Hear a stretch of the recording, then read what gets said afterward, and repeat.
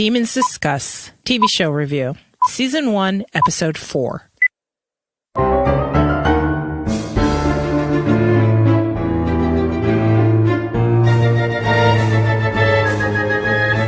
Welcome to Demons Discuss, the unofficial podcast about the All Souls universe and the topics that orbit it. We are your hosts, Angela, Jean, and Valerie. I am Valerie, and with me is Angela and Jean. Hi, guys. Hi, everyone. Hi, everybody. What are we talking about today, Angela? You're talking about A Discovery of Witches, Episode 4. We're going on a trip, I believe. Ooh, a trip, an adventure. Yes. Not too far. Just we'll hop over from England to France. Yay! Are we going to take the channel? I doubt that. Good question. I don't think Matthew's a channel kind of person. Oh, so we took the ferry then. Yay! Definitely. So thank you to our patrons for making these TV show episodes happen for us. Their funding helps us produce these little watch party sessions without advertisers. Yes. No interruptions in the middle of the episodes to sell you a mattress or underwear or toothbrushes or you name it. Angela, tell the people what they can get by sponsoring us through Patreon. Oh, more demons and more demons and more demons. You can get our after show, which runs the gamut of anything from our life stories and experiences to secrets, which I love. We have secrets. We're like the Rima of the secret vault. We got a lot of them because we go way back, and sometimes we just decide to divulge a story because I love a story time as well.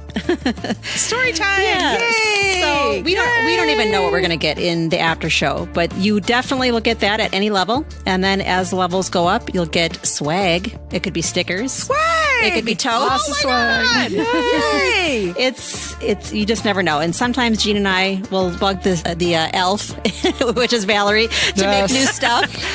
We sit back and be the shoemaker. So you never know. You never know what you're going to get. And a lot of times when Valerie sends out the swag, you get something extra too. Extra sometimes. Very extra. Yeah, she's extra. all about the Oprah and the extra. So Oprah's my hero, guys. yes, and then Look under your chairs.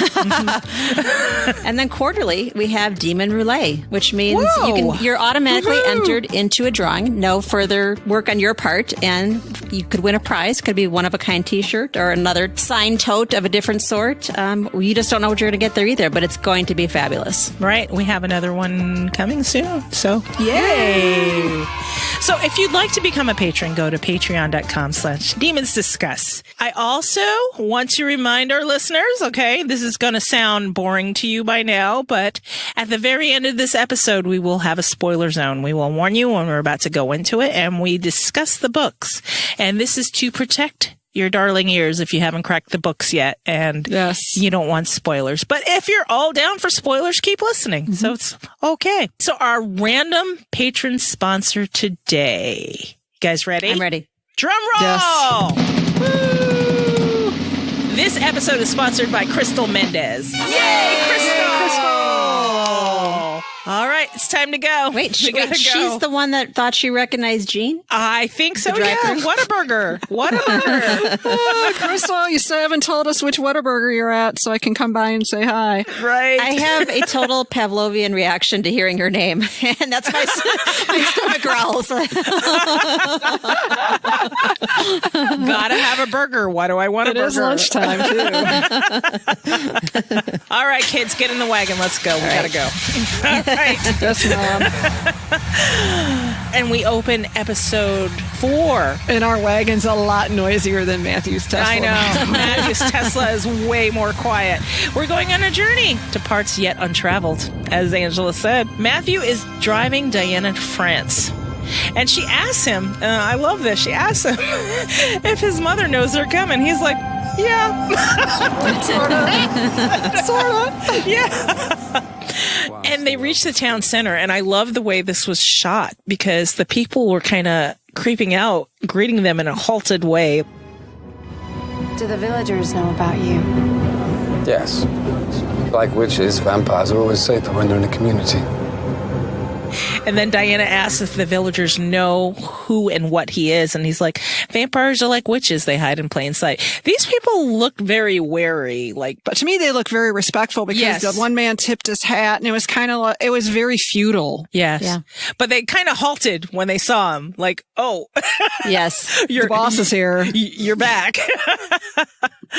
And then we drive up to Sept-Tours and we meet Isabeau. And the scene is just how I pictured it when they drove up. That courtyard is so perfect. Yes. it is. Except in my head, the stairway was opposite. Maybe because the layout of Chateau Dauphin is opposite. The stairway goes opposite. So I've always had it pictured in my head. It was the opposite way. But, this is no big deal. So I conditioned my brain to think that way. Yeah. But this way works too. I'm good. It was how steep those stairs were. It just made me think of other times where we've talked about the stairs and arriving at Sept-Tours and how it was kind of treacherous to actually get up the stairs to get to the door. That's why it just so clicked in with me. And she's standing at the top so regal. I love all of their angles. It's phenomenal. And I just want to say that now we have a new director in this, starting with this episode. So before we had Medina and now we have a different director. And it just dawned on me that they had a different director for each location. Oxford, primarily, France, and then Madison. Nice. Nice. And who was the one who did Madison? Sarah Walker. Sarah Walker. She tweeted a lot. She did. Yeah. Yeah. The dialogue was pretty much the same. They didn't really mess with that. Which was nice. I loved it. Yeah. Lindsay Duncan's mannerisms are perfect for the cold Isabeau we meet in the books. And I notice as she's walking through her salon, she's kind of walking like a dancer, very carefully. And I was like, whoa, she's got this down, I think. Change is overrated. Thank you for having me in your home. Encantada. She's pleased to meet you. Of course, she speaks only English and New French. Modern warm bloods are so poorly educated. Well, okay, so Isabeau's not very welcoming. We can tell that she does not want Diana there. She's just kind of, this bitch. You know what I mean? And the other thing about Isabeau, just like Matthew, she's not of our time. She reminds me of the very sophisticated post-war French socialite.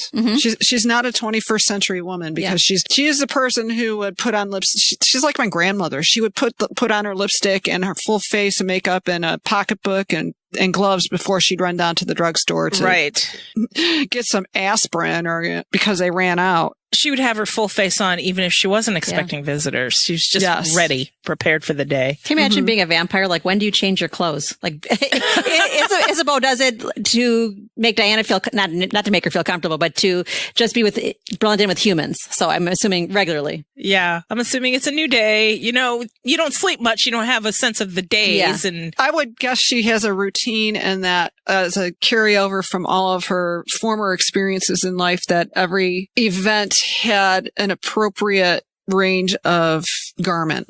Yeah. Almost like, even though it's just her and Mark, she's still dressing like she's at court. Oh, yes. Yes. Yes. So, Isabeau's not very welcoming, and Diana doesn't feel very welcome. No. She's kind of looking at Matthew like, are you sure about this? What the hell did we... Mart, when she comes in, she softens the blow a bit. Yeah. When she... They pronounce her name Martha. In the TV show. So I'm used to saying Marth. So if audience, you get confused, just understand I mean the same person, Marth. And Deb has advised that both pronunciations are correct. Yes. So Mart softens the blow a little bit by, being a little more welcoming. And Mart's like, okay, I'll fix her room for her. Matthew's like, no, she'll be sleeping in my tower. And Isabeau's face, like, oh my God, it was what? glacial. It was like, what? Oh, no. Right. So they climb the steps. I like that they included the steps to the tower. Yes. And they get upstairs to Matthew's tower and we see the bed there. We see the window there. The scene's exactly how I pictured it in the books as far as the bed, the window that she's looking out of. The view. And they have a conversation. And she's like, your mother doesn't want me here. She asks about Philippe and his death. And Matthew's kind of vague. He's like, he was killed during World War II. Anyway, I'll be downstairs if you need me. Toodles. Toodles. Bye. And I'm like, talk about avoiding the conversation. Yeah. Okay. So you just holler. Okay, bye. Get a nap. He's like, oh, you must be tired too. Oh, I don't sleep. Okay, I'll be downstairs. Bye. So the next scene is Marcus. Oh, this is a great scene. This is a great scene. I love this scene. And we didn't get this in the books, so this is a surprise for everybody. He's on the phone with Miriam, and they're talking about how Matthew and Diana got there safely. Miriam's telling him that the witches won't mess with him there, and Marcus is saying Isabeau's more likely to rip Diana's head off more than any other witch. Yeah, you're like, oh, goody. Yay! This is going to be a fun trip, right? When we were just worried about the reception she got. Oh, I man. know. It seems Marcus is headed up to Matthew's rooms at All Souls, and he senses somebody is there. And, Miriam's on the other line of the phone going, Marcus? What the fuck? Marcus? What? And he's sneaking in, and he sees Juliet.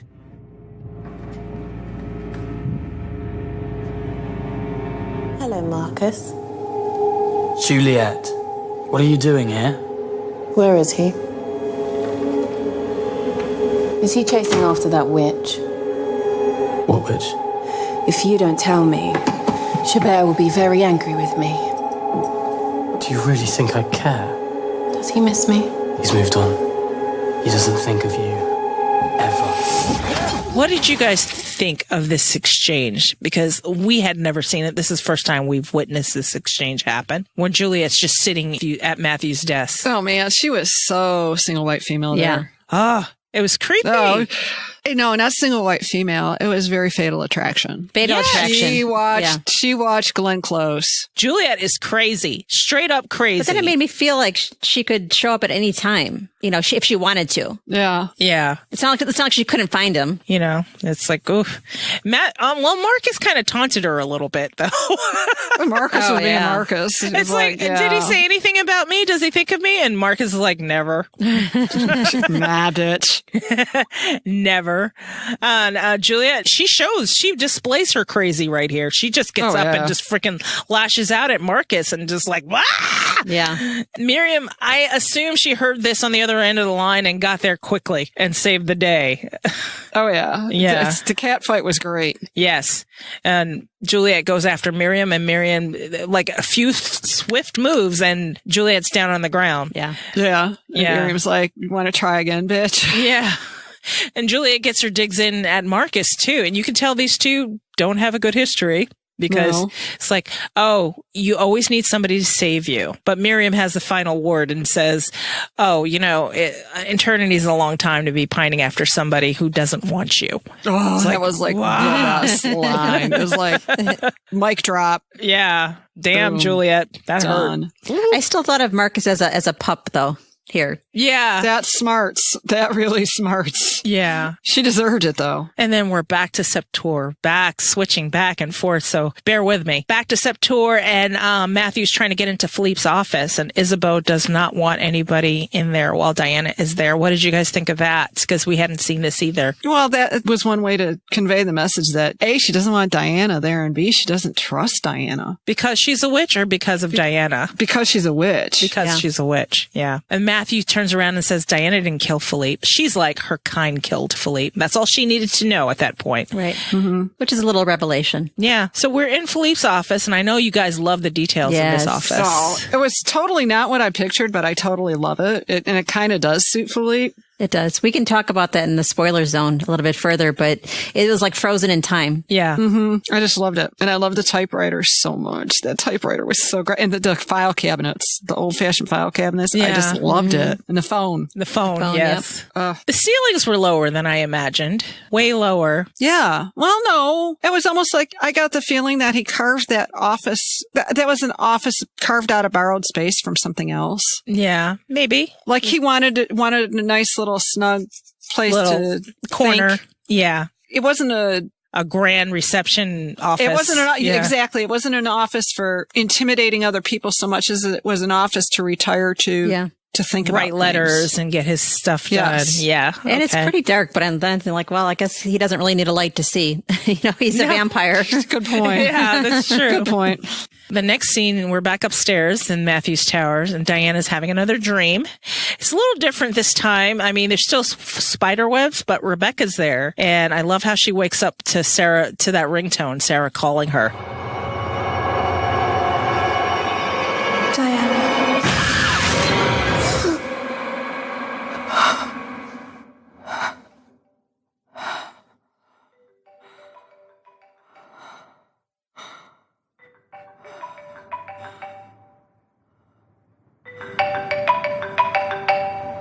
That old school iPhone ringtone. Oh, yes.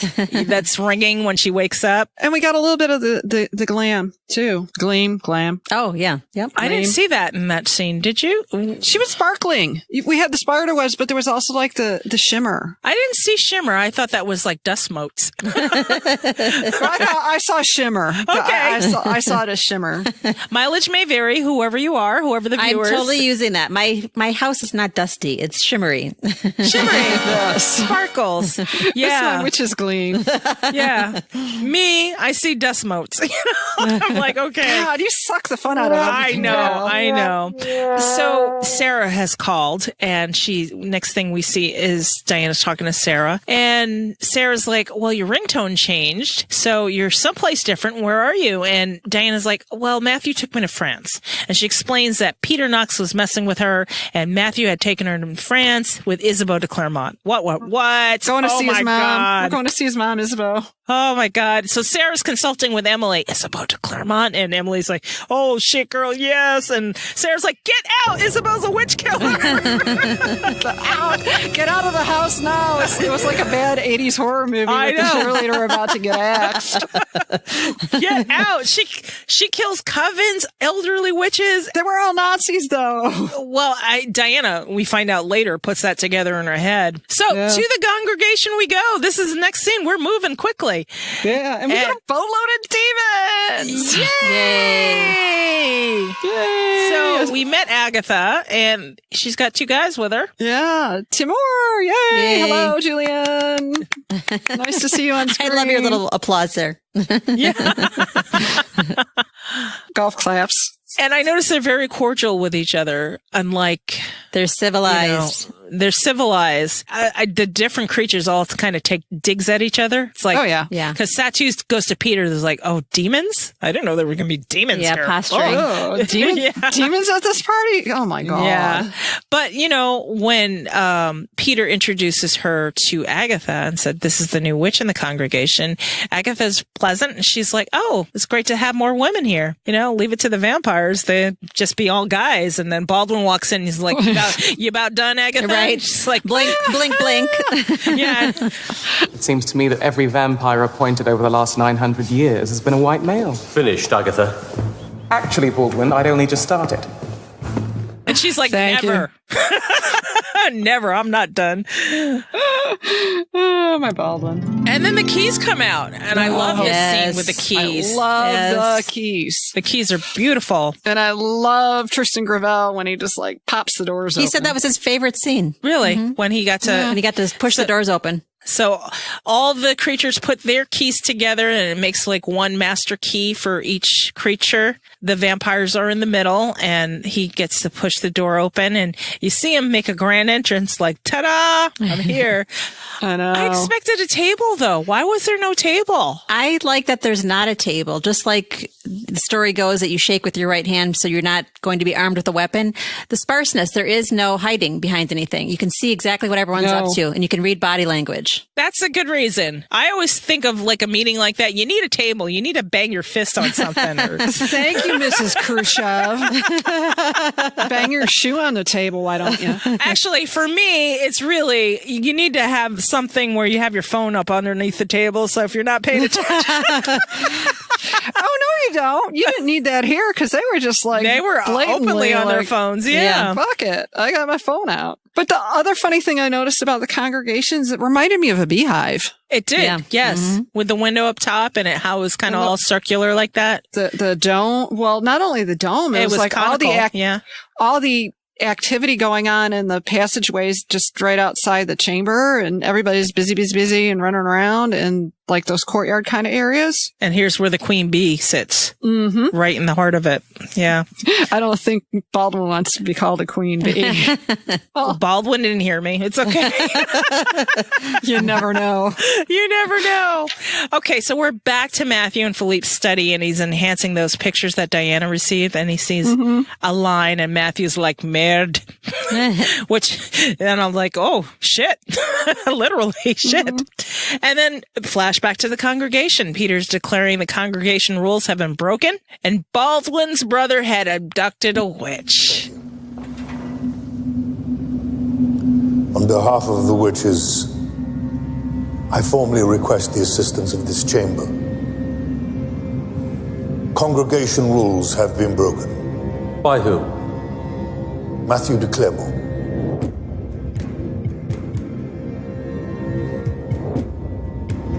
Your brother has abducted a witch.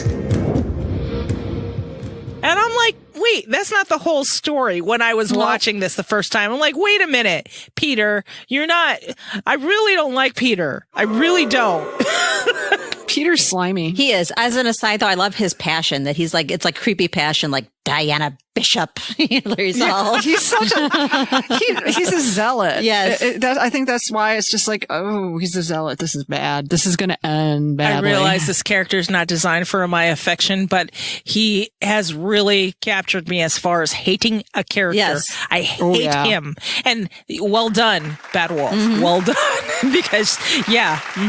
Okay, so back to Sept-Tours again, and Diana's put the whole scenario together. She knows witches played a part in Philippe's death between what Sarah has given her, and she's put the timeline together. And Diana defends Isabeau's cold welcome to him when they're walking by Philippe's door, and he's like, yeah, that's Philippe's study. And she's like, yeah, witches killed him, didn't he? And, well, I don't blame her.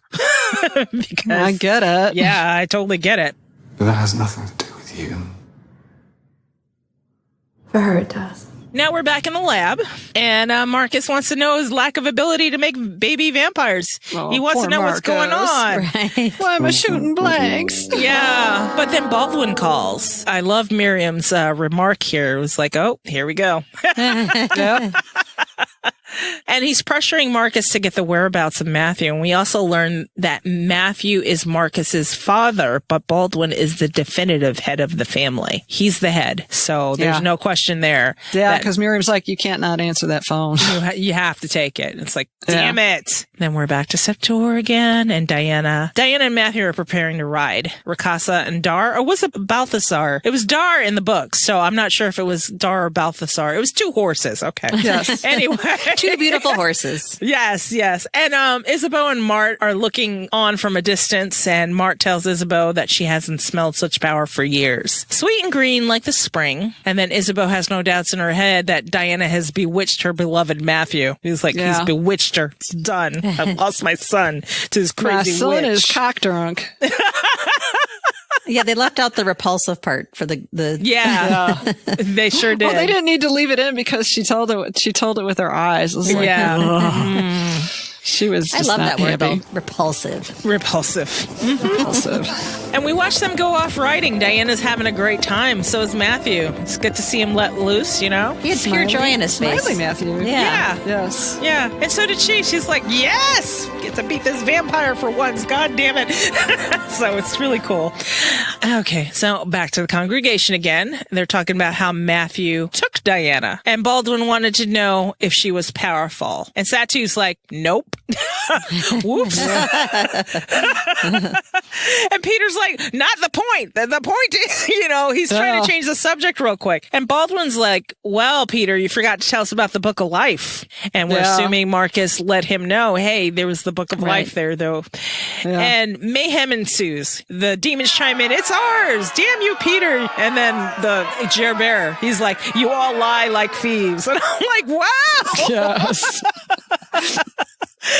So Baldwin declares that the vampires will send a delegation to retrieve Matthew. And it takes control of the situation. This whole congregation business is really getting to feel like animosity just contained. Yeah, yes. double and triple crossing each other. And and throughout this whole thing, it's like, what the hell is Domenico up to? Because he's got he has tells, he's up to something, but I haven't gotten to the point where I can interpret what his tells mean. Right. Yeah. But he's got all these nervous habits that dude's up to something. The question is what? He's always got a little smirk. I was just going to say, he covers it with a smirk. Yeah. And his body language is just like, yeah, dude's up to something. It's like there's a whole bunch of mayhem happening, and Domenico's just sitting there looking at each other with a smirk on his face, like, let me know when y'all are done. Right.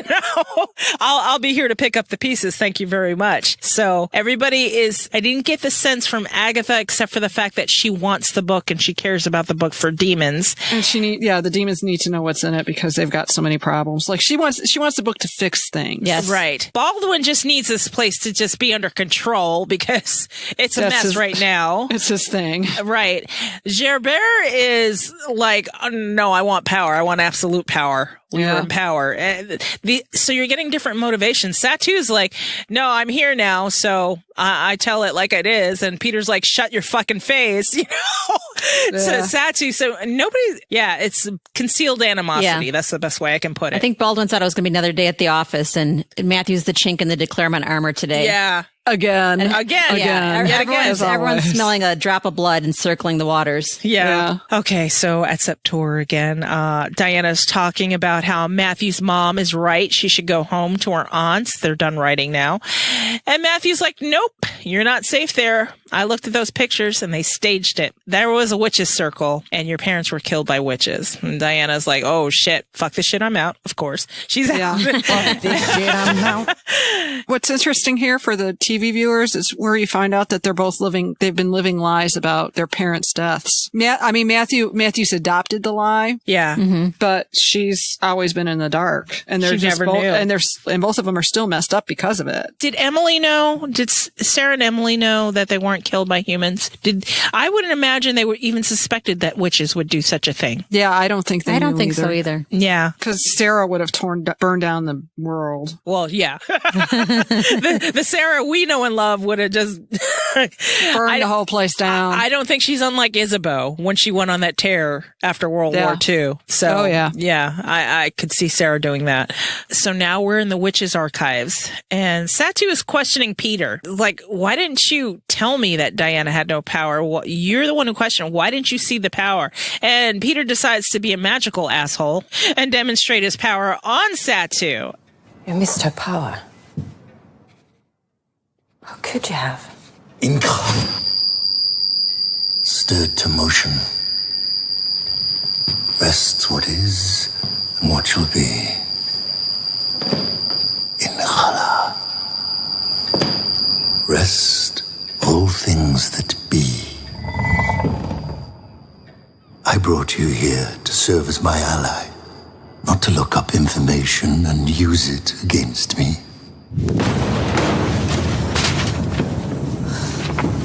In the Salem trials, when a witch refused to plead,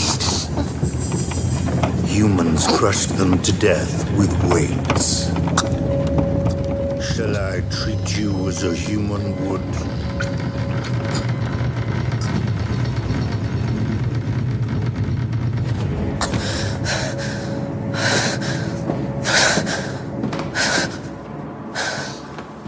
And I'm starting to feel sorry for Sept-Tours a little bit here. And Peter's really pissing me off. But basically, bottom line is the message is you need to be on my team. And at the end, after he did his spells on Sept-Tours and said, if the witches didn't bleed, the humans used to crush them until they bled. Do you want me to treat you like that? And he's like putting a spell on her as if she's getting crushed. Right. And I'm like, my God, he's ruthless. Mm-hmm. Yeah, it's like another flashback to Salem and how Giles Corey died. Yeah. Oh, he was terrible. Mm-hmm. So bottom line, Peter's letting Sept-Tours know you need to be on my team. And Sept-Tours nodding, but I think in her head, she's like, that motherfucker. Mm-hmm. I'm on your team. Watch.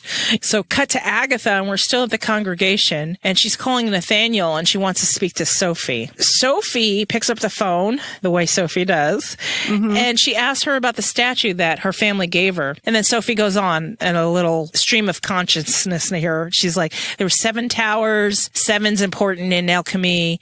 The White Queen is with her Dark King, and she can't see him, but she's just going on and on. Yeah, I love that Agatha's like very down to business, and she's not dreamy, and she's right. Yes, practical, and she's definitely reliable. Yeah, she's more like Hamish. Her thought processes are more like Hamish. Yes, in the logical, organized way in which she's like approaching things. And when Agatha's talking to her, Sophie all of a sudden comes to, and she's like, "Do you know who she is? I need to meet her. Oh my God!" And Agatha's no, like, don't. "No, big trouble. I don't want you to get mixed up in this. I need you to stay away from this." She doesn't care. She's all happy. She's telling Nathaniel, she knows who she is, dude. All right. We can get this taken care of. I love this family. I find them to be awesome. And we're back at Sept-Tours. Diana's soaking in the tub, and she's thinking about everything she knows now. She's remembering the dream she just had with Rebecca in it. Mm-hmm. And the sparkles or dust motes, whoever you are, however you saw that. And then we pan down to Philippe's office. Isabeau is looking at the pictures, and Matthew walks in. Oh, I still have to say I like that bathroom, too. There's a lot of good bathrooms in this room. I love the tub. It's a great tub. Mm-hmm. So Isabeau's like, does she know that the witches killed her parents? And he's like, yeah, she knows, and she didn't fall apart, probably like you were hoping. He turned around and said, you were open-minded once. Why won't you give that a try again? We pan out of there. So, yeah, what did you think of Isabeau and Matthew's exchanges here? You could sense their the dynamic on the whole situation was shifting. Yeah. Yeah. In a good way. Yeah. And they played it. It was so understated the way they played it. Yeah. But the big thing that got me was you were open-minded once. So I'm assuming before Philippe died, she was very open-minded to other creatures and witches and demons, and she wasn't as closed-minded. So we're back in Venice. Mm-hmm. Oh, I kind of like this scene a lot. Gerbert and Baldwin are talking on that balcony. Mm-hmm. Yes, and that was just so beautiful with all the boats going through the canal and the view, and it was just so well planned. Matthew won't keep the book for himself. If he gets hold of it, he'll bring it to me. Are you sure? He does what he wants, always has. I have him under control. Doesn't seem like it. The witches on the congregation are plotting for more power. Even the demons have become unruly. We used to rule with an iron fist. It's the 21st century, Gerbert. We must at least show a semblance of democracy. Baldwin is trying to calm Gerbert down here, and Gerbert is complaining that they used to rule and that the Claremonts are losing their grip. It's like, oh, even the demons think they deserve something. Gerbert is about absolute power. I feel that is his total motivation here. No other. The vampires will rule. Which is scary as fuck because he used to be a pope. Yes.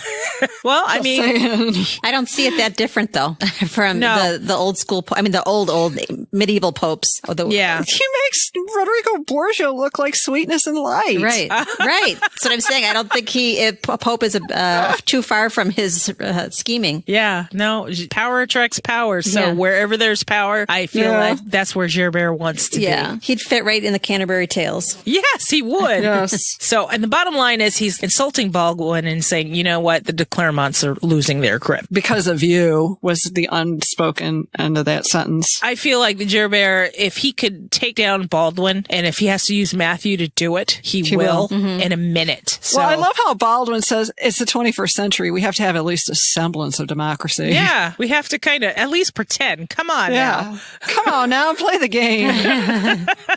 Gerbert ain't having it. He likes the old ways, man. He ain't having it. You know, my favorite quote is, it's not personal, it's strictly business. And I feel like that's Gerbert to a degree. He doesn't care which de Claremont he's got to knock off, except Matthew is personal. Yes.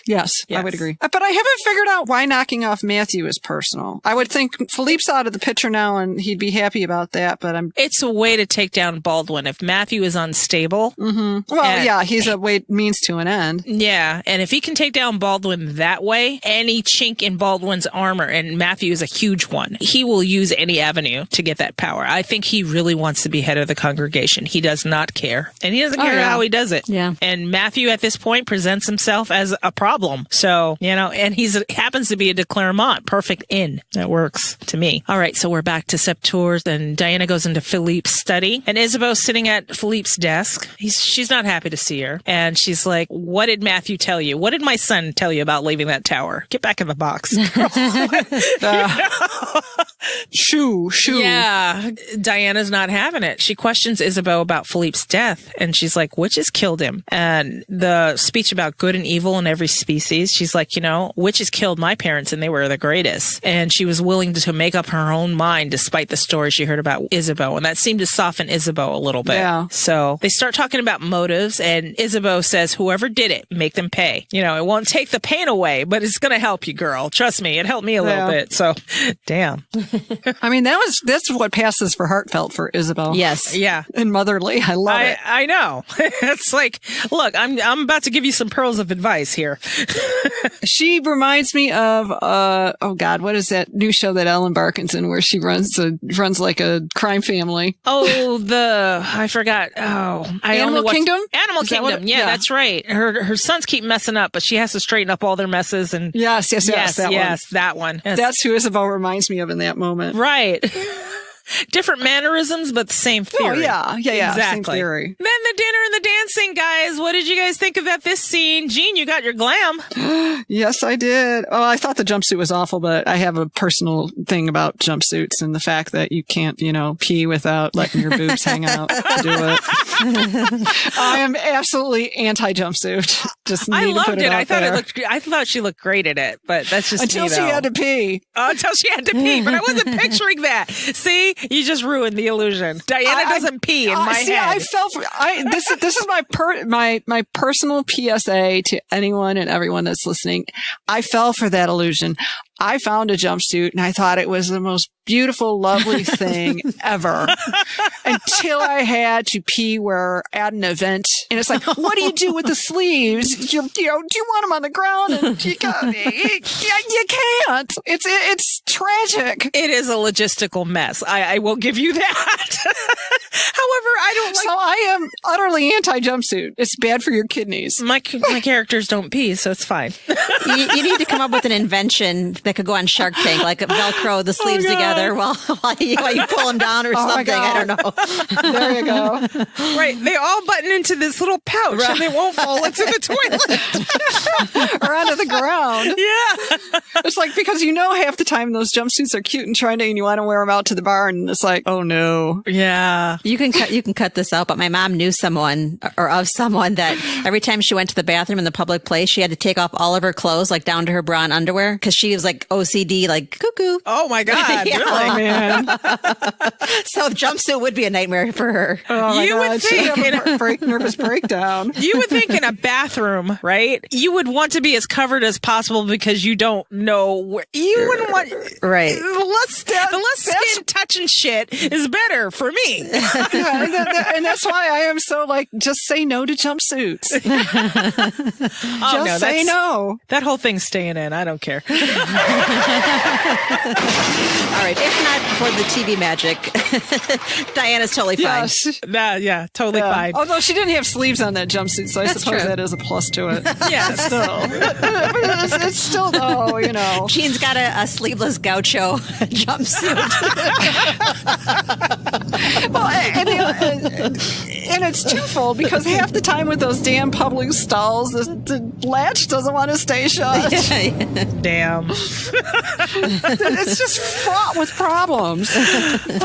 How did it look, though, to you? It was blue. It was pretty. It was pretty. There you go. Yeah. So they had dinner, right? And Isabeau and Matthew dance. And I thought that was a great scene. I love seeing them dance. Although I was shocked when somebody said something about Louisa and being sweet in the same sentence. Well, really? Yeah. they talked about all the parties they used to have, and it softened Isabeau up for her to talk about her family and the parties they used to have, and it let us see a different side of her. They go up to dance, Isabeau and Matthew, and then Matthew takes Diana on for a full-on tango. Yes. Like, whoa. They did great. By the way, Matthew Good and Teresa Palmer did great. Oh, for that tango? Yes. Yes. And I think I saw an interview that he was like, I've got 2 left feet. I'm terrible at dancing. It didn't show it didn't, at all. It didn't look it. It didn't look it. After they're doing their little dances and Diana's catching on and she's letting loose, she's doing all the moves, she starts glowing.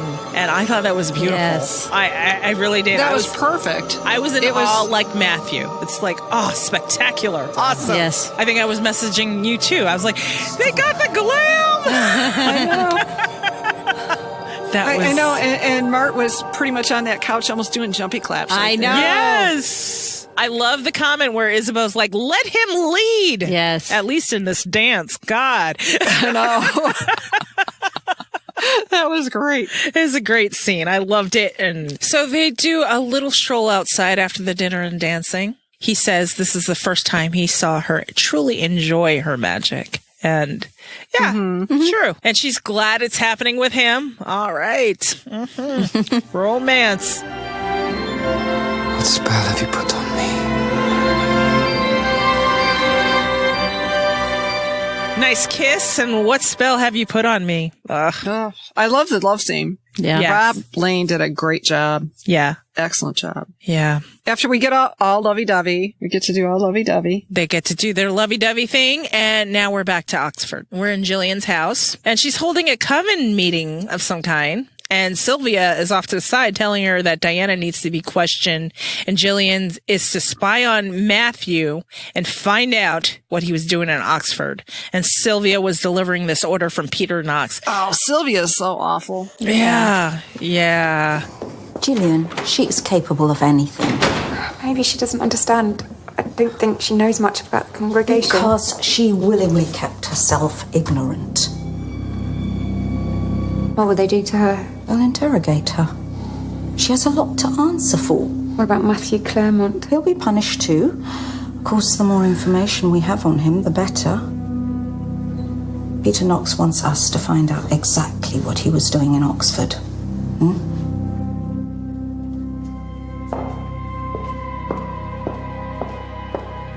I mean, Sylvia's another lockstep soldier of Peter Knox. Oh, yeah.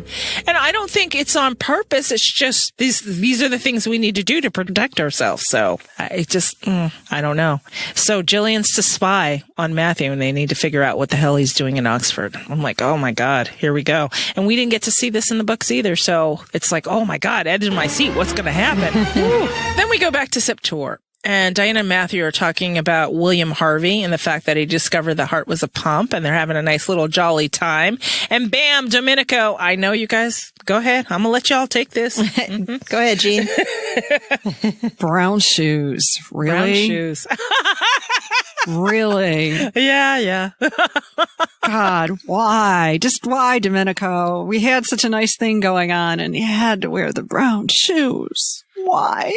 Apparently it's all the rage. It is. Oh, that's apparently it is with the millennials. It's like they think it's a fashion. It's a fashion thing. It's like, no, it just looks like shit. To us Gen Xers, yes. Yes. I have a thing with brown shoes, but maybe at a later time. Maybe on an after show, if you become a patron, I'll tell you why. Yeah. It's an excellent story. It's a great story. It involves Boston and men in tutus. Yes. Anyway, so back to Domenico. He's shown up. He's here. And this went almost exactly like the book. It was pretty close anyway. Oh, yeah. Yeah. Although it was more brutal than the book. Yes. Well, yes. Because we got to see it all. Matthew.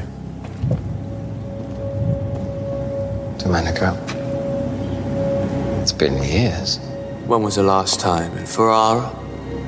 We were both fighting the Pope. I was trying to save Venice, you the Knights Templar. Why are you here?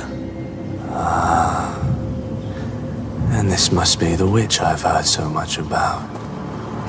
Diana, go back to the house. Go. I'm not going anywhere. Domenico, what an unexpected visit. Isabeau, it's a pleasure to see you. How did you know I was here? I smelled you. Maman, take Diana back to the house. I think she should stay until I deliver my message. The dialogue between Diana and Domenico was brilliant. She's like, I'm not going anywhere. Right. I'm going to stay here. I don't owe anything to you. And Matthew's like, take her away. Shut up. And then I loved how Isabeau came out and it's like, oh, how'd you know I was here? And Isabeau's like, I smelled you. I smelled you. Matthew turns around, gives Diana a kiss, and next thing you know, he's at Domenico, man, and Mark takes her away. And this was a good scene because we didn't get to see it in the books. We kind of saw the aftermath, but we didn't see it. So that was good. Yes. And I loved how he said, it's not just the book of life, it's her. Yes. It's about her. Yes. Yes.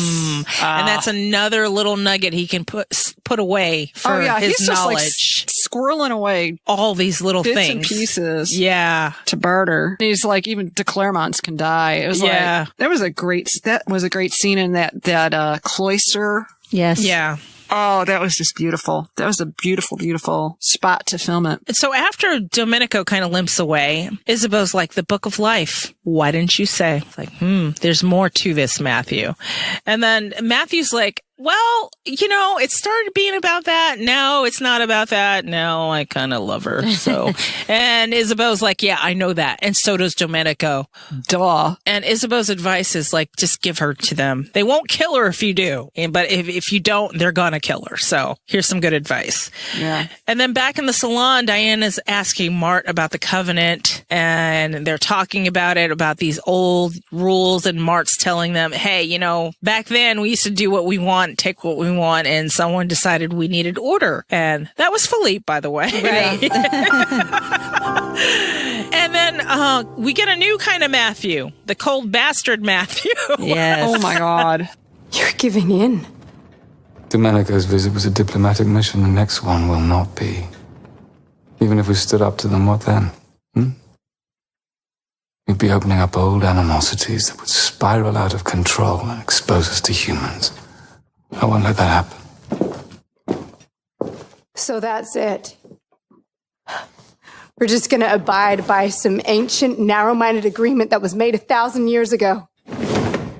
Yes. Why are you being this way? Diana's not the only person saying, why are you being this way, Matthew? It's me. Why are you being this way? Stop it. Oh my God. It's like the heartbreaking decision, though, for the greater good. Yes. He's like, okay, yeah, I got to leave you. They're having this whole conversation and Diana's like, why are you being this way? Come on. It was just you and me against the world. And now you're just going to be like, okay, yeah, we're breaking up now. What? TV Matthew is very, very calculating. Yes. More so. I mean, he's playing this way more ruthless than I thought he would. And I kind of like it. I got it. I did get the same nuance out of book Matthew, too, where he's just kind of pushing her away and saying, you don't know anything about this or me, or you didn't know about me 2 weeks ago or 3 weeks ago or whatever that was. And same kind of heartbreak. It was very effective. Oh. Yes. And they were wonderful in this scene. Yes. But Saved by the Bell, and in the books it was Marcus, but here we don't know who this is,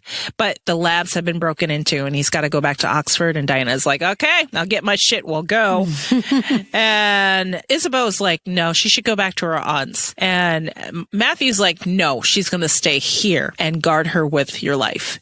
And I like that. I appreciate that. I appreciated that it wasn't so subtle. Mm-hmm. Yes. There's no mistaking. There's no mistaking. Yeah. There's no second guessing. No. Matthew told Isabeau that she will stay here with her and you are to guard her with your life. Isabeau's like, yes, Matthew. No questions asked. Yes, Matthew. And so Matthew's getting ready to go and Diana's like, I love you. Tell me how you feel. And he's like, you know how I feel. And she's like, say it. Say it. Say it. And we're all screaming at the screen. Say it. Just like, look back at me. Look back at him. Damn it. And then Matthew takes off, man. And Diana goes after him. And Isabeau's like, let him go. And Diana's like, you can't stop me, lady. And then Matthew drives off and Diana's running off. And this scene was so heartbreaking, but it was beautiful. It was so beautiful. I had no idea how they were going to make this work, but they did. Oh my God, it's magical. Boy, she cries pretty, doesn't she? Yes. She does. She does cry pretty. She really does. I mean, when she's looking up in the sky and her eyes are just kind of welling up and all this water's coming down. Oh, it's what a beautiful scene. And then it starts raining up. Yes. It my reverses. gosh. And Matthew's driving off and his wipers turn on because of this witch water. And he's got no idea. He's just like, oh, it's raining. Okay. Yeah. Well, I'm still going to Oxford. Whatever. Yeah. I'm sure. And the way the storm chases him, almost. If he knew, do you think he would have turned around? I think he would have. No. I don't think he would have. Really? I don't think he's that strong. He was in calculating mode at that point in time, and he had decided that his only way forward was to go back to Oxford. And I always think deep down he knew he had to do that step, but I think in his heart he knew they were going to be reunited anyways. Yeah. Yeah. Yes, I would agree. Yeah. I don't think that he knew that right now. I think I don't know. I don't know what I think. I'll think about that. I'll think about what I think. I love the whole ripple in the atmosphere, though. Just like they do with the congregation, the witch water that happened too. And they're watching this water just bend. And it's like, oh my God. I think part of the problem with this is TV Matthew is fairly resolute and calculating and smart. He all the way up to this time, he's been depicted as very smart about his choices and level-headed. Yes. Which is, for reasons we'll get into, interesting. And I think that's maybe why you're wrestling with how you don't know how you'd answer that question. I'm not sure how I'd answer that question. I feel like his emotions would take over because he does all sorts of things he never thought he would do. So I feel like even in the rooms with Marcus when he's packing her stuff and he's like, I feel this protectiveness that I can't explain. But if he knew those were Diana's tears, I don't know. Maybe, I don't know. See, I'm confused. I don't know. I don't know how I feel about that. Well, I think he would look at it this way. It's like, if he knew it was her using witch water, I think he would still be able to go on because it's like Marta and Isabeau know what to do. You know, if he knows a lot about magic, they know twice as much as he does, is what I have gotten through these exchanges. Okay. I think that's the difference for me. If he knew it was her witch water or that was coming from her, he would still forge ahead. If he thought she was in danger, he would turn around. He would turn around. Just like the library. There you go. This is a second elemental catastrophe that's happening. And if he knew it was her and she could be in danger of drowning herself, he would turn back. Yeah. No. But I don't think that was the case. Right. Exactly. And he already instructed Isabeau to guard her with her life. So there you go. Which I would think includes saving her from herself. Yeah. And Isabeau and Mart witness Diana causing the water to bend and she cries and they're like, she is doing this. Oh my God. And that's the end of the episode. That was such a perfect place to. Oh my gosh. And because the image good. of Diana's or Teresa's beautiful face crying in the witch water, that's what you're left with. That's awesome. Yes. So and that is exactly halfway point. Yep. So end of the episode, guys. So all of you who don't want spoilers for your reading pleasure, and you haven't cracked the books yet, we're going to say goodbye to you. Goodbye. Bye. Goodbye. And there's your demon kiss. And for the rest of you, our regular listeners who have read the books, those of you who don't care about spoiling the books, after this break, we'll go into the spoiler zone. Dun, dun, dun. Da, da, da. Find this show wherever you listen to your favorite podcasts. Contact us. We are at demonsdiscuss@gmail.com. Leave us a voicemail, 360-519-7836. Or leave us one on SpeakPipe, speakpipe.com/demonsdiscuss. Hit us up on social media, and we are at Demons Discuss or at Demons Domain. Join our Facebook group, Demonic Discussers. The keys to get in are in the show notes. And if you're listening on your mobile device, click the description. It'll be there too. Become a discusser. And there are 2 ways to do that now. And if you're in the U.S., text ADOW as in ADOW, as in a discovery of witches. So text ADOW to 444-999. or visit demonsdiscuss.com. Scroll down, fill out the form, and spam our code, and that's it. You're a discusser. Visit our main site, demonsdomain.com, to see what we're up to. And if you like what you hear, leave us a 5-star review on Apple Podcasts. Keep Angela alive. What do you got? What do you got? Spoil. What I got. Yeah. Where's the damn tea? There's no tea. I didn't realize how much I even cared about the tea, because I didn't think I even did care about the tea, but I care. The tea pissed me off, but it's like, where is it? Yeah, didn't get to see the tea. I guess that was an executive decision. They decided not to include that. So, well, I guess maybe along with the whole the witches, the parents dying in Africa, was they decided taking away her autonomy wasn't a politically correct thing to do. And I would agree, because you see how pissed off we get about the tea. Oh man, the damn tea! Yeah, fucking tea. So yeah, we got no tea this time, which for all reasons, I'm fine without the tea. Yeah. I'm fine without it. Angela, you said you had something that you wanted did. to... It's not this. I'll get to that later. But I've noticed, and it's for the books and the TV series, there's such equilibrium in the universe, where I just noticed this time that Emily is the buffer for Sarah and Mart is the buffer for Isabeau. And the balance, And the witches end up killing all the loved ones. Philippe, Rebecca, and Stephen, and Emily. The witches kind of suck. Yeah. They do suck. And we don't know that that's going to happen to Emily in the TV series, but so far in the book universe, it happens. Yeah. Yes. Which is really ironic, considering when people all take those quizzes, they want to end up being the witches. Yeah, right. Exactly. It's like, well, really? I mean, it is tempting to be able to bend something at your will and, make things happen because you want them to. But I think, I don't know, maybe because in my heart of hearts, I know if I were a creature, I'd be a demon. I think there's a subtlety to it that no one appreciates. Right. And I know. Well, and they just hear demons are scatterbrained and demons are serial killers or rock stars. And there's just something frivolous in the perception. And it's like, no, demons are also OCD and higher thinkers and yeah. Didn't I see a tweet a few months ago, Angela, that you wound up tweeting under Demons Domain, that you tweeted to some person about demons? Yes, there was, because it was a UK TV viewer, and he said to Deb, I don't get what demons are. Well, he was doing DEMONS. He's like, there's no supernatural greatness to them. And she's like, they're not supernatural. They're preternatural in that they have exquisite taste and intelligence and drive and passion and creativity. And he's like, oh, I got it wrong this whole time. And I just gave him examples. I'm like Mozart, like Jimi Hendrix, and I just gave a bunch of answers. And he thought it was fantastic. He's like, thank you for explaining that. Yeah. The way I see demons is they take in the world and they take in everything that goes with it, and they interpret it and they communicate it in their own little way. Yeah. And I think so many people just get wrapped up in it's like having a attention deficit disorder. It's like, no. Well, kind of.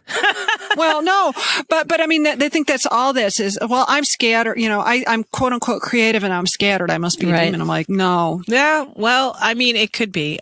Honestly, because I am ADD. I am that person. I am that person that has to learn to control it and understand it and wrap my head around it. And I think also part of it is a lot of people don't necessarily have a true understanding of what ADD is. I mean, they just look at the distraction component of it and the skipping around. They don't really pay attention to the obsessive. Yeah. The obsessive drive to need to know how to do or work something, and the fact that obsessive need can translate across so many different things, which is why you had so many demons who were polymaths back through history as far as philosophers and scientists, and they did all these different things and could master 6 languages. And when you just think ADHD, you don't think of that. But that is truly what a demon is. ADHD to me, and the best way I could usually just because I remember being a child and they'd ask me to describe what I was taking in. How did I see this? And I'm like, you're getting a lot of information all at one time. Yes. All at one time. And it's hard to pay attention on what to focus on, because to you want to focus on all of it. You want to focus on all of it because it's all important. The thing is, you have to hone in on one. And once you hone in, you block everything out. There's like no in between. And that's the only way I could describe it. There's no in between. You either pay attention to everything or this one thing. So it's true. That's exactly how Harlow is, where it's like walking into a Vegas casino and what do I focus on? And then if she would go to a particular blackjack table, she'd excel at it because she'd focus on it. Yes. Oh, yeah. Yeah. So that's the best way to describe it. And that's, I guess, my interpretation of demons. It is somewhat ADHD, where you're taking in all this information, and like Sophie, she's taking in all this information. She's getting all these signals from so many places, but now she's focusing on this White Queen and her Dark Prince. And this is kind of she's fussy. funneling it. Yes. Yeah. That's weird. Weird. But now you all know I have ADHD. You're welcome. Well, and it's also figured it out already. The misconception that the more demons you put together, the worse it is. I mean, it just depends what demons you put together. Yes. Yeah, like anything else. You need a combination. You need you need balance. In every relationship, you need balance. So there's that. But how do we get into, the witches are assholes. And the demons are not. And the vampires, I mean, they vary too. I mean, like with the witches, Emily and Sarah they just want to keep to themselves and take care of their own little lives and do their witchcraft. They don't seem different than humans that live in the same area. Yeah, no. And I think it's just a matter of, do they pay attention to witch politics so much? I think it all boils down to politics too. It's like, if you buy into Peter's vision, it's all about power and everything like that. Well, and the third witch, I think he's billed. We never actually find out his name. I know, but it's sad we're calling him the third witch. Yeah, that quiet guy with the glasses. Quiet dude. I mean, he seems more like an Emily and Sarah type witch because, he's just there, but he doesn't really do anything. Yeah. Right. And I don't know that we've met the quiet vampire yet, or the one that's just keeping to themselves. Yeah. There isn't one. They are all larger than life. I don't know. Miriam, I think if she was to keep in her lab, she'd be happy. Yeah, totally happy. Well, after the disastrous life that she was dealt. After 1,000 years of Matthew. So far. Let's see. Dead mate, dead kids, 1,000 years of Matthew, 200 years of Marcus. Yeah, I'll just stay in the lab for a little while. My herbarium. Yeah, so that is true. A lot of people want to be witches, but I can understand. It seems like a fantastic life. It seems sexy. They have a whole catalog of special powers. If I could just pick and choose. Yeah. What do I want to do today? Yeah. Whose life do I want to fuck with today? Well, I'm just laughing because it's like all the witches you seem to see, with the exception of Emily and Sarah and Diana in this story, are all pretty reprehensible. Yeah, I think the association with Peter Knox, though, contributes to that because I agree. Because here you have power, which is Peter Knox, the perceived power he has, and people are attracted to that. They want to be around that, and they want some of that power. So somebody like Sylvia, who's heavily and probably powerful in her own right. Since we're in the spoiler zone, why is it that every Sylvia that shows up in this universe is a raging bitch? Raging bitch. I don't know. There must have been a Sylvia that pissed Deb off at one point in her life. I don't know. I just hope we get to hear about Sylvia in the next. I know, because all I kept next thinking season, is like, this Sylvia's as miserable as Phoebe's Sylvia. Yeah, that's true. That's true. And the listeners all know how much I could not stand her. Let's talk about the congregation scenes that we didn't get to see in the books. I loved them. Yeah. I love them too. I mean, I already argued for my table, but it seems I'm not getting it. So no table for you. No. I told you no table. Damn it! Well, but here's the thing: by not having the table, it also heightens the perception of mistrust in that room. It's like true. We hate each other so much we can't even have a table in the room because we're afraid somebody's going to hide a weapon under it, or work a spell, or whatever, or throw it out the window. Hide, quote unquote, hide a weapon under it. Yeah. We need this total transparency because we don't trust each other as it is. We don't trust each other as it is. Yeah. Yeah. I mean, I do think no table is good for dramatic effect too, but I think the practicality of it is there. Yeah. I'm trying to think of the whole step into the middle of the circle thing too. It's kind of crazy. Yeah. I'm making a turn on Sept-Tours at this point, you guys. I am empathy wise, you mean? Yes, I am, because I don't like Peter very much. And so far, when she was being forthright and said, no, she has no power because she already saw the documents. Yeah. Yeah. And then Peter's like, that's not of consequence. You're not supposed to say that shit. You know, he's trying to shut her up and shut her down. And I think, Jean, you brought up the misogyny in here where it's like, you're just to exist to help me. Yeah. That's your only purpose in all this is you are another one of my tools. Yes. And Sept-Tours is powerful in her own right. And she was telling the truth. She's like, no, she had, according to what she knew, she had no power. So when she goes back and she's like, why didn't you tell me? How did you not feel that power? Yeah. How did you not feel it? And Peter's not having it. He throws her on the table magically. He tries to crush her just to teach her a lesson. And the look on her face after he left was like, yeah, that's right. You go. And I was like, wait, this is Sept-Tours now. I'm not supposed to feel this for her. I know. Well, it's hard not to because like we talked about at the con, the witches are traditionally very matriarchal and very communal, and you have the covens, they work together, they're female centric, and in the way this production is done, the fact that there is so much misogyny at the highest levels, at the congregation level, of the witches is just so horrifying to me. Yeah. And the fact that the way in which Peter now, and I know it's part of the way he's playing it, the way in which he absolutely disrespects females and female underlings and their bodily integrity and their personal space is so chilling. I can't even begin to describe it. He feels entitled to their space. Yes. You are not worth the space you occupy unless you're doing something for me. Right. Yes. Right. So that's where I caught myself. I was like, I'm feeling empathy for Sept-Tours and I'm rooting for her against Peter. Like, holy shit, bitch. I hope you just knock him the fuck out. I don't care how you do it. Just do it. I think in addition to that, though, she's at a lower level parallel to Matthew, where she's a lone wolf. She's on a quest to understand and find out about herself. Yeah.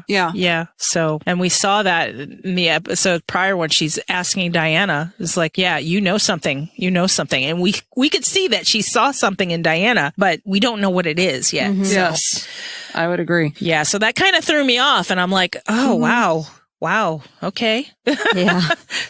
So our empathy, and this is where I messaged you guys, and I was like, our empathy wasn't misplaced with Sept-Tours. No, not at all. No. What else with the congregation? Oh, when you were saying about Gerbert and how he wants to take out Baldwin and he'll get to Matthew to try to take out Baldwin. Of course, I had my Godfather analogy, like the 5 families. Gerbert is part of one of the 5 families. And in the Godfather, one of the heads of the other family creates a ruse with a younger sibling of Sonny, who is the next in line to be the head of the family. Right. Oh, yeah. Right. And that's just reminded me of, it's like, here, look over here. Let me create this over here so you get distracted and then I can take you out. Yeah. There it is. Yeah. Oh, this is like totally superficial, but the thing I loved about Philippe's office is, besides the look, it reminded me of film noir. Yes. Yes. And it was like kind of a little shout out to the fact that we find out in the books that one of Philippe's favorite things was just detective novels. Yeah. He loved like the Raymond Chandler, Dashiell Hammett kind of his typewriter sitting there late at night. Yeah, it reminded me of like the Philip Marlowe stuff. Yeah. Yes, Philip Marlowe, all of that. Yeah. And I was like, oh, that is just such a cool little way to put that idea into the production without being obvious about it. Yeah. And it was just so clever. Yeah. Now the visit to Sept-Tours, we got everything that we needed from the visit. It was just cut and rearranged a bit. I didn't mind it all. I do think I miss Mart feeding Diana in Matthew's rooms when they first got there. I do miss the exchange where she's making Diana tea and Matthew's like trying to tell her how to make the tea, and Diana's like, "No, Matthew, come on, I'm trying to make friends in this house. Don't piss Mart off, you know." Well, all right. And then Sept-Tours is when they showed up the first time. I'm looking at that going, she's going to slip on the stairs. I already had the Shadow of Night vision of the steps being slippery. Arrival on where horseback. Alana is warning her. Yes. Yeah. Yes. I can see that happening there, and I hope they go back and they film in the same place because it will be perfect for that. Just perfect.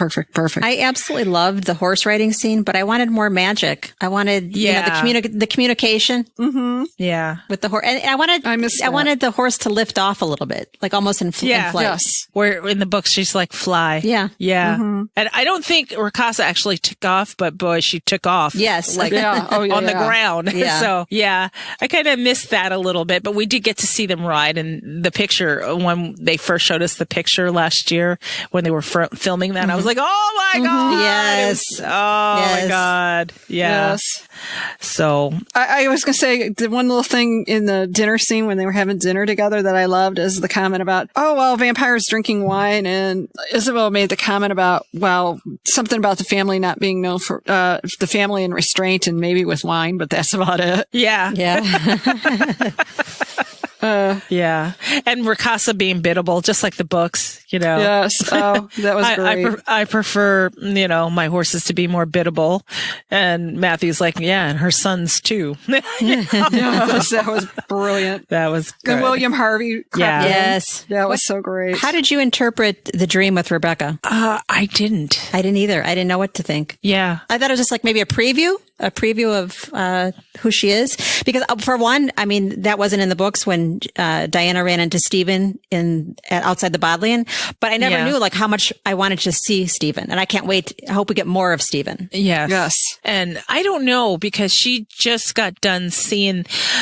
Because when Rebecca turned away from the window, she was all messed up like she was in the picture. Right. Yeah. So maybe Diana was having a flashback of those pictures. She's had time to settle, but now those images are coming back to her and creeping back to her. Yeah, and I think that was also a subtle way of the whole bringing in, since they didn't go the route of her like freaking out and passing out and collapsing when she saw the color pictures. This is her emotional reaction. Processing it. Yeah. Yeah. Okay. Yeah, this may have been a way to emphasize the fact that she's never really been faced with what their deaths looked like. Yes. Yeah. Yes. And now it's now that she's seen it, it's haunting her. Yeah. Literally. Yeah. I was going to say breaking Domenico's leg seemed a bit extreme. I loved it. Ouch. Ouch. I loved it. I love seeing the strong Matthew. I love seeing him fight. I love seeing him, because we missed that in the books. We didn't get to actually see them go at it. The one last biggie on this is that we really don't get Hot Mess Matthew so far. No, not so far. No, and I miss Hot Mess Matthew. That's coming. Yeah. Did we really get him in the books? No, we got honeymoon Matthew. No, you guys were still in love. But what do we say about Domenico? Didn't we say that he's more the World of All Souls Domenico in the series? Yes, because yes, very much so. Because when he says it's not just about the book, it's about her. And that was in the outtake in the World of All Souls. So yeah. All right. Going once. It was a juicy one. I loved it. Yeah. It's only going to get better. Going twice, guys. Nothing. All right. Thank you for joining us, everyone. Oh, there's people listening? I didn't know that. Oh, yeah, I know. Well, that's kind of also meant to be an apology about my jumpsuit rant, but that's okay. We appreciate you guys listening, and we hope you join us next week when we cover episode 5. Yay! But for now, we say goodbye. Goodbye, everyone. Goodbye, everyone. Bye. Demon kiss. Mwah. We'll talk to you next week. Demons Discuss and Demons Domain are independent and not affiliated with Bad Wolf, Sky One, Sundance Now, and Shudder. Clips of the TV show and soundtrack are used for the purpose of commentary only. The soundtrack is an original score by Rob Lane and the Chamber Orchestra of London.